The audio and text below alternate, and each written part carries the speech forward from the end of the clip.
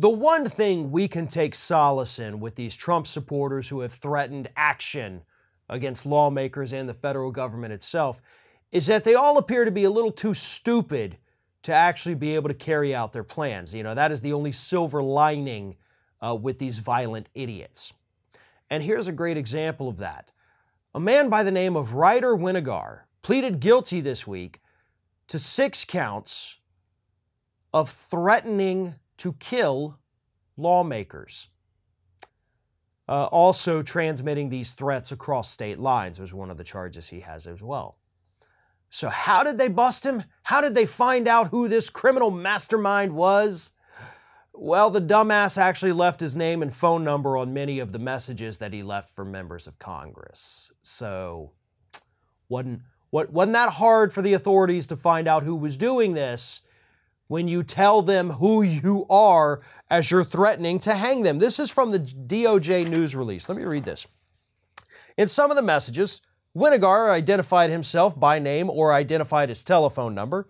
The voicemails threatened to hang the members of Congress if they did not get behind Donald Trump. For example, in one message, Winogar allegedly said, quote, "I got some advice for you. Here's the advice. Donald Trump is your president. If you don't get behind him, we're going to hang you until you die." After his arrest on January 11, 2021, investigators learned of a separate emailed threat to a member of the New Hampshire State House of Representatives on December 14, 2020, where Winogar threatened to pull the representative from his bed and hang him. So it's clear that this individual is dangerous. And again, he pleaded guilty to this. Most likely because he knew he couldn't escape it, seeing as how he identified himself in the voicemails. He sent an email to these people, which is very easily traceable back to its origin, even if he tried to use some kind of fake email. So again, this is a dangerous individual. This is a threat that needs to be taken seriously.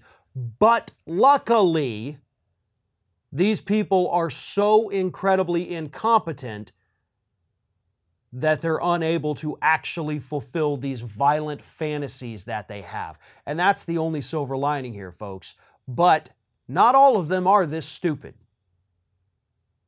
And we have seen that. We saw that on January 6th. The Department of Homeland Security is warning us this week that we might see violence. They've sent memos to law enforcement agencies all over the country to tell them to be on guard for August 13th.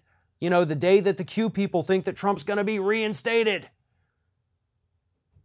They don't have any specific threats that they're worried about. They're just worried about the overall threat of what happens when these people realize Trump ain't coming back this month. He's not coming back ever unless he wins the 2024 election, but of course, I digress. These people are dangerous, and this story proves it. And hopefully, they remain as equally incompetent as Mr. Winogar here so that they can't actually fulfill their disgusting plans. Ring of Fire has fresh content 7 days a week, so if you want to be reminded about it, don't forget to subscribe to the channel, hit the little bell to be notified every time a new video goes up.